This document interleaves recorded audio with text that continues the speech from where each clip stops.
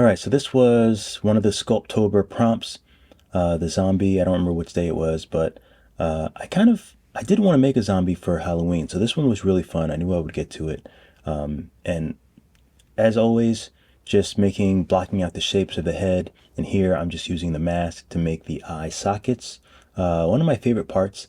I really like making the eye sockets. The eye sockets, I feel, really makes the character.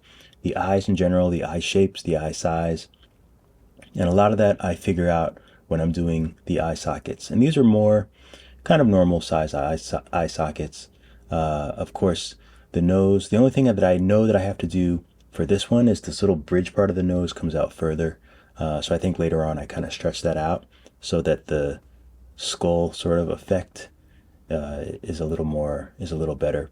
But the zombies are pretty fun because it's almost like an anatomy class because you have to kind of do a skull, but then you can kind of have fun with it, and you can kind of just do whatever you want. So that's sort of the beauty of a lot of people do like aliens and monsters, and one of the best things about those is it really allows you the freedom to kind of make whatever you want, and there's really no wrong way to do it because and you're really just making things up. And if you're not using references, then you can just make the anatomy whatever you want it. Obviously, this zombie has really big ears, but I don't know. I wanted him to have really big ears and fully developed earlobes, apparently.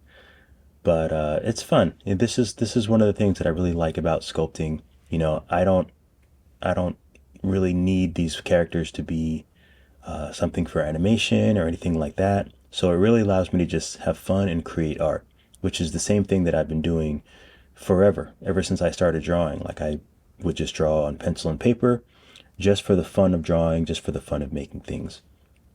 So here we have the teeth. The teeth was a bit tricky because I'm used to doing teeth that are very symmetrical, but for his teeth, I wanted to make them very different, very unique. I wanted to put a lot of cracks and divots and really give all the teeth some personality.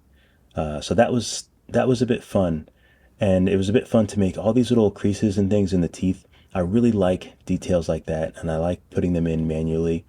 It's sort of like when you do all this work and you make all these things.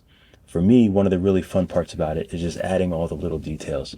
I did want his face to be asymmetrical as well, so I wanted to give him a little bit more of a it's not personality, but just a little bit more of an expression. So I wanted to have, one eyebrow kind of going up, one kind of a little bit lower. I wanted to kind of have like a sleepy, dreamy, zombie-esque look. So I sort of had fun with that. Here I'm stretching out that little bit of nose so it comes out over, and then I'm just, as I go, just haphazardly adding in these cracks and these weather spots.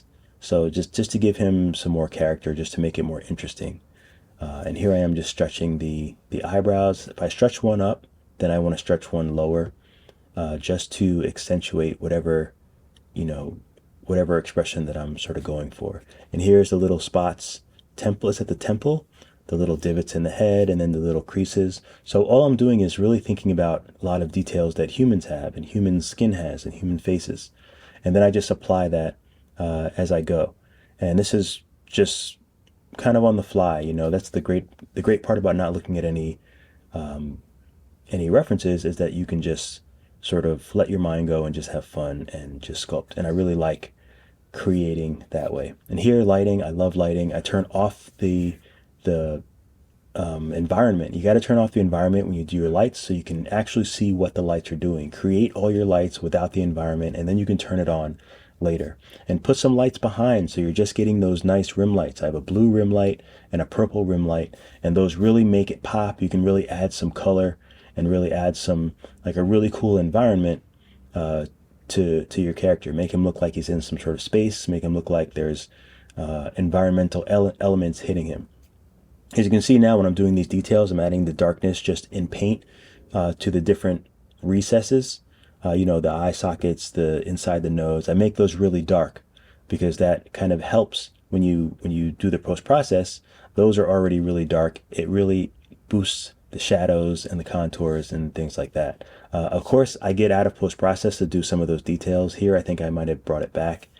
Even with the teeth, I make the darker parts, any parts that are like going into a different section of the body, you know, the teeth are going into the gums, I make sure to make those darker right at the ends. You know, it kind of shows just a little bit more shadow. With him, they can be a little bit darker, a little bit more decayed when they go into the gums. And the gums itself, I used 2 Tauruses to make those gums. But yeah, that's about it. Here is the zombie. I actually used I'm not sure what I think it was just like a cracked surface image as an alpha to do the skin texture. I don't usually do a lot of skin texture, but I like to do it. It's just, I find that it's a little bit difficult in Nomad. It's difficult to control it. But with something like this, again, you can kind of do the skin, you know, whatever you want. It doesn't have to be perfect. It doesn't have to be like look a certain way. You can kind of just have fun with it. So be sure to look at alphas. I have a video getting the alpha and using the alpha. If you want to know how to do textures, check out that video.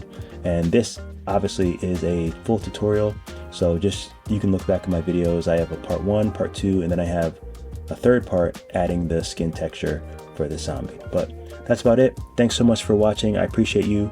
Be sure to like and subscribe, and definitely check out my Skillshare classes if you want to up your game in Nomad Sculpt, or maybe 2D in Procreate. I have classes there as well. All right, keep drawing, keep sculpting. I'll see you all in the next video.